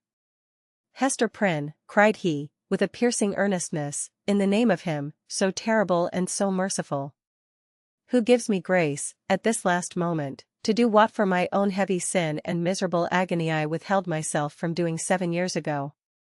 Come hither now, and twine thy strength about me. Thy strength, Hester, but let it be guided by the will which God hath granted me. This wretched and wronged old man is opposing it with all his might. With all his own might and the fiend's. Come, Hester, come. Support me up yonder scaffold." The crowd was in a tumult. The men of rank and dignity, who stood more immediately around the clergyman, were so taken by surprise, and so perplexed as to the purport of what they saw, unable to receive the explanation which most readily presented itself, or to imagine any other, that they remained silent and inactive spectators of the judgment which Providence seemed about to work. They beheld the minister, leaning on Hester's shoulder and supported by her arm around him, approach the scaffold, and ascend its steps, while still the little hand of the sin-born child was clasped in his. Old Roger Chillingworth followed, as one intimately connected with the drama of guilt and sorrow in which they had all been actors, and well entitled, therefore, to be present at its closing scene. "Hadst thou sought the whole earth over," said he, looking darkly at the clergyman, "there was no one place so secret, no high place nor lowly place, where thou couldst have escaped me save on this very scaffold. Thanks be to him who hath led me hither," answered the minister. Yet he trembled, and turned to Hester with an expression of doubt and anxiety in his eyes, not the less evidently betrayed that there was a feeble smile upon his lips. "Is not this better," murmured he, "than what we dreamed of in the forest?" "I know not. I know not," she hurriedly replied. "Better? Yea, so we may both die, and little Pearl die with us." "For thee and Pearl, be it as God shall order," said the minister, "and God is merciful." Let me now do the will which he hath made plain before my sight. For, Hester, I am a dying man. So let me make haste to take my shame upon me. Partly supported by Hester Prynne, and holding one hand of little Pearl's, the Reverend Mr. Dimmesdale turned to the dignified and venerable rulers. To the holy ministers, who were his brethren, to the people, whose great heart was thoroughly appalled, yet overflowing with tearful sympathy, as knowing that some deep life matter which, if full of sin, was full of anguish and repentance likewise was now to be laid open to them. The sun, but little past its meridian, shone down upon the clergyman, and gave a distinctness to his figure, as he stood out from all the earth to put in his plea of guilty at the bar of eternal justice. "People of New England," cried he, with a voice that rose over them, high, solemn, and majestic, yet had always a tremor through it, and sometimes a shriek, struggling up out of a fathomless depth of remorse and woe, "ye, that have loved me, ye, that have deemed me holy, behold me here, the one sinner of the world. At last, I stand upon the spot where, 7 years since, I should have stood, here, with this woman, whose arm, more than the little strength wherewith I have crept hitherward, sustains me, at this dreadful moment, from grovelling down upon my face. Lo, the scarlet letter which Hester wears. Ye have all shuddered at it. Wherever her walk hath been, wherever, so miserably burdened, she may have hoped to find repose, it hath cast a lurid gleam of awe and horrible repugnance round about her. But there stood one in the midst of you, at whose brand of sin and infamy ye have not shuddered." It seemed, at this point, as if the minister must leave the remainder of his secret undisclosed. But he fought back the bodily weakness and, still more, the faintness of heart that was striving for the mastery with him. He threw off all assistance, and stepped passionately forward a pace before the woman and the child. It was on him, he continued, with a kind of fierceness, so determined was he to speak out the whole. Gods, I beheld it. The angels were forever pointing at it. The devil knew it well, and fretted it continually with the touch of his burning finger. But he hid it cunningly from men, and walked among you with the mien of a spirit, mournful, because so pure in a sinful world, and sad, because he missed his heavenly kindred. Now, at the death hour, he stands up before you. He bids you look again at Hester's scarlet letter. He tells you, that, with all its mysterious horror, it is but the shadow of what he bears on his own breast. And that even this, his own red stigma, is no more than the type of what has seared his inmost heart. Stand any here that question God's judgment on a sinner? Behold a dreadful witness of it. With a convulsive motion he tore away the ministerial band from before his breast. It was revealed. But it were irreverent to describe that revelation.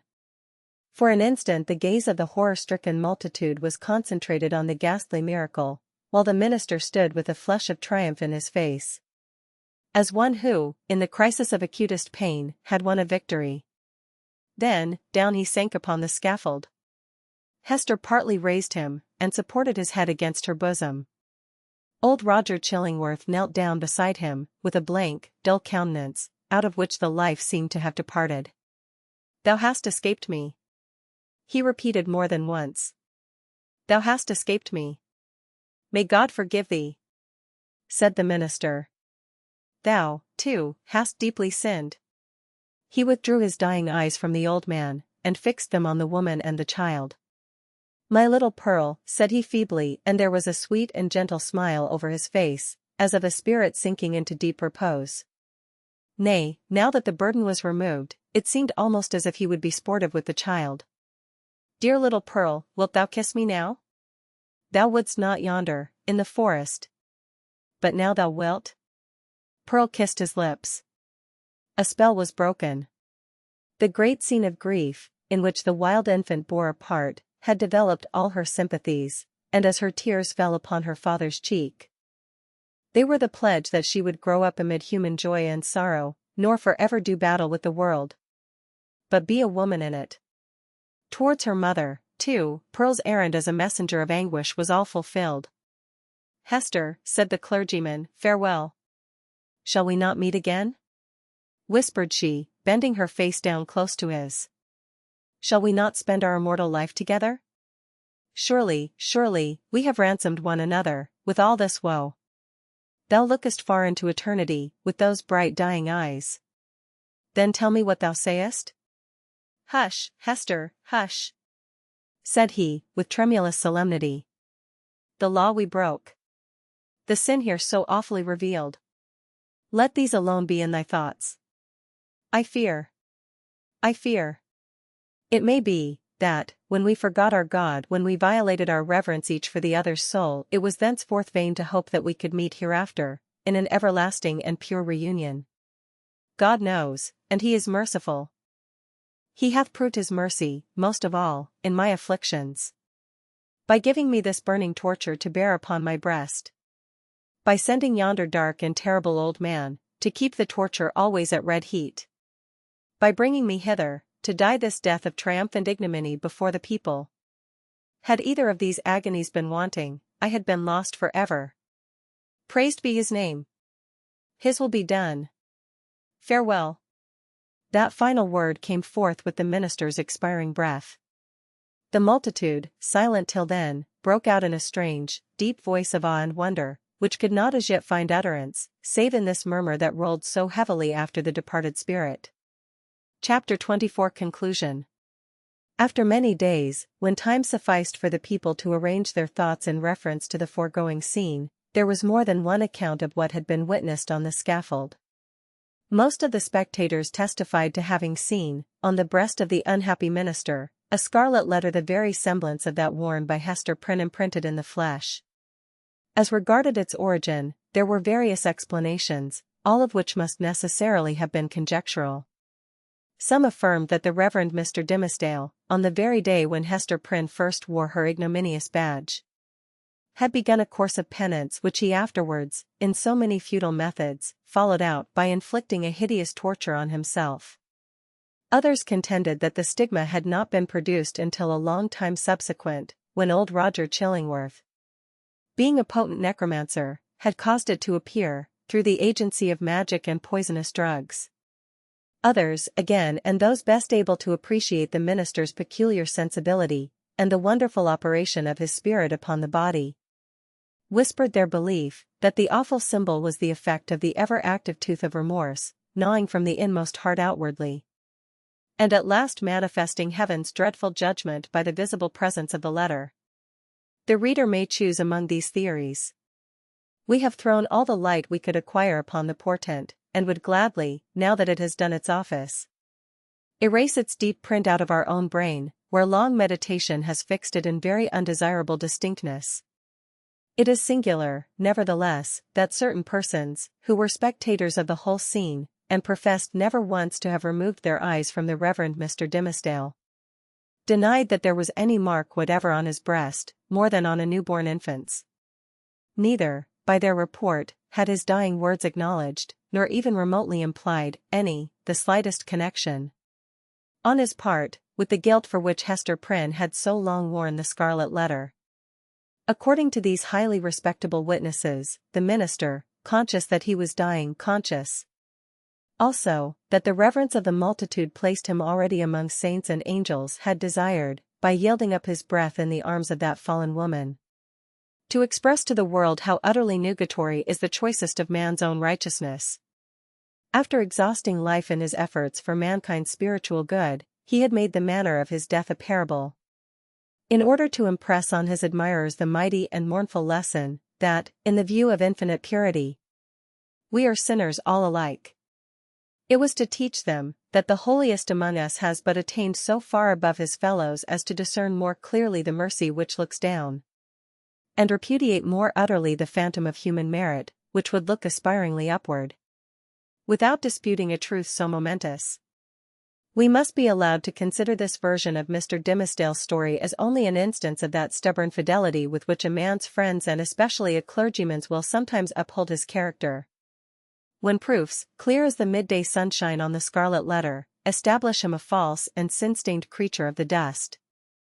The authority which we have chiefly followed a manuscript of old date, drawn up from the verbal testimony of individuals, some of whom had known Hester Prynne, while others had heard the tale from contemporary witnesses fully confirms the view taken in the foregoing pages. Among many morals which press upon us from the poor minister's miserable experience, we put only this into a sentence: be true. Be true. Be true. Show freely to the world, if not your worst, yet some trait whereby the worst may be inferred. Nothing was more remarkable than the change which took place, almost immediately after Mr. Dimmesdale's death, in the appearance and demeanour of the old man known as Roger Chillingworth. All his strength and energy, all his vital and intellectual force seemed at once to desert him, insomuch that he positively withered up, shriveled away, and almost vanished from mortal sight, like an uprooted weed that lies wilting in the sun. This unhappy man had made the very principle of his life to consist in the pursuit and systematic exercise of revenge. And when, by its completest triumph and consummation, that evil principle was left with no further material to support it, when, in short, there was no more devil's work on earth for him to do, it only remained for the unhumanized mortal to betake himself whither his master would find him tasks enough, and pay him his wages duly. But, to all these shadowy beings, so long our near acquaintances as well Roger Chillingworth as his companions, we would fain be merciful. It is a curious subject of observation and inquiry, whether hatred and love be not the same thing at bottom.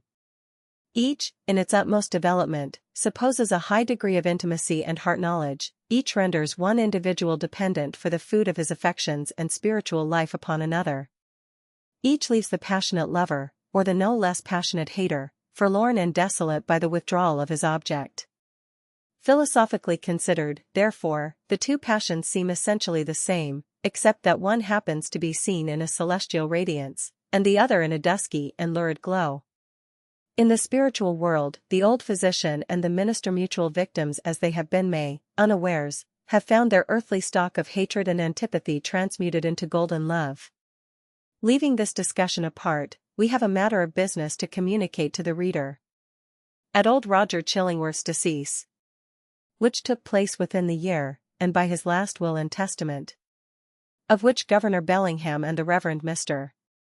Wilson were executors, he bequeathed a very considerable amount of property, both here and in England, to little Pearl, the daughter of Hester Prynne. So Pearl the elf-child, the demon offspring, as some people, up to that epoch, persisted in considering her, became the richest heiress of her day, in the New World.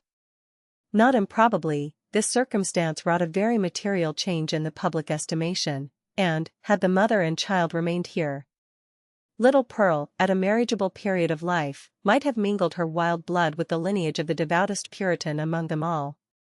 But, in no long time after the physician's death, the wearer of the Scarlet Letter disappeared, and Pearl along with her. For many years, though a vague report would now and then find its way across the sea like a shapeless piece of driftwood tossed ashore, with the initials of a name upon it, yet no tidings of them unquestionably authentic were received. The story of the Scarlet Letter grew into a legend. Its spell, however, was still potent, and kept the scaffold awful where the poor minister had died, and likewise the cottage by the seashore, where Hester Prynne had dwelt. Near this latter spot, one afternoon, some children were at play, when they beheld a tall woman, in a grey robe, approach the cottage door. In all those years it had never once been opened, but either she unlocked it, or the decaying wood and iron yielded to her hand, or she glided shadow-like through these impediments and, at all events, went in. On the threshold she paused, turned partly round, for, perchance, the idea of entering, all alone, and all so changed, the home of so intense a former life, was more dreary and desolate than even she could bear. But her hesitation was only for an instant, though long enough to display a scarlet letter on her breast. And Hester Prynne had returned, and taken up her long-forsaken shame. But where was little Pearl? If still alive, she must now have been in the flush and bloom of early womanhood. None knew nor ever learned, with the fullness of perfect certainty, whether the elf-child had gone thus untimely to a maiden grave, or whether her wild, rich nature had been softened and subdued, and made capable of a woman's gentle happiness. But, through the remainder of Hester's life, there were indications that the recluse of the Scarlet Letter was the object of love and interest with some inhabitant of another land. Letters came, with armorial seals upon them, though of bearings unknown to English heraldry. In the cottage there were articles of comfort and luxury, such as Hester never cared to use, but which only wealth could have purchased, and affection have imagined for her. There were trifles, too, little ornaments, beautiful tokens of a continual remembrance, that must have been wrought by delicate fingers, at the impulse of a fond heart.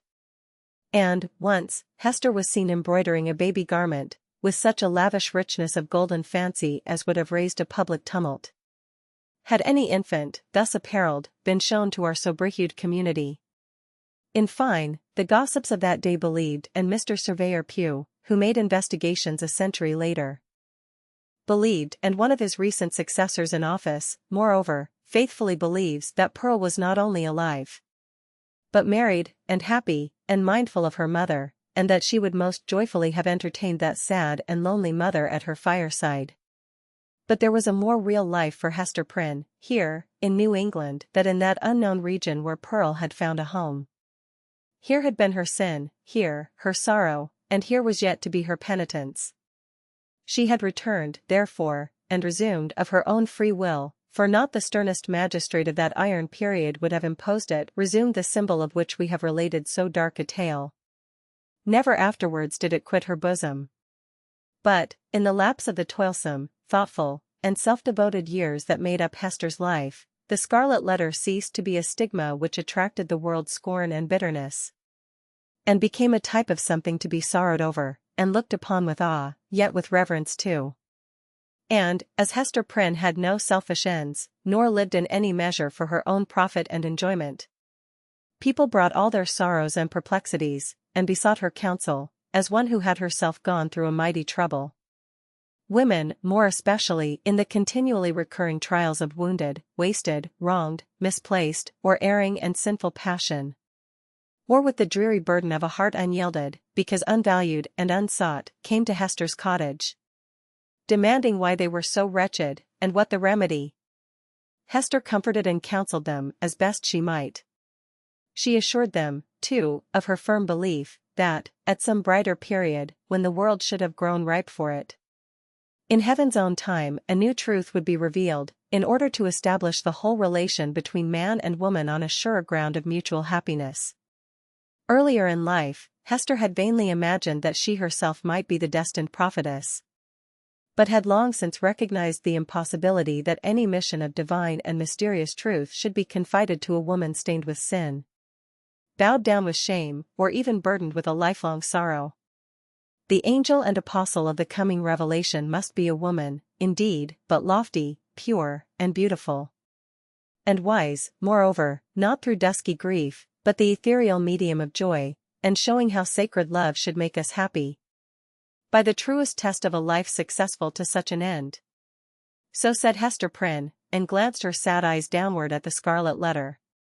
And, after many, many years, a new grave was delved, near an old and sunken one, in that burial ground beside which King's Chapel has since been built. It was near that old and sunken grave, yet with a space between, as if the dust of the two sleepers had no right to mingle. Yet one tombstone served for both. All around, there were monuments carved with armorial bearings, and on this simple slab of slate, as the curious investigator may still discern and perplex himself with the purport, there appeared the semblance of an engraved escutcheon. On a field, sable, the letter A, gules. The end.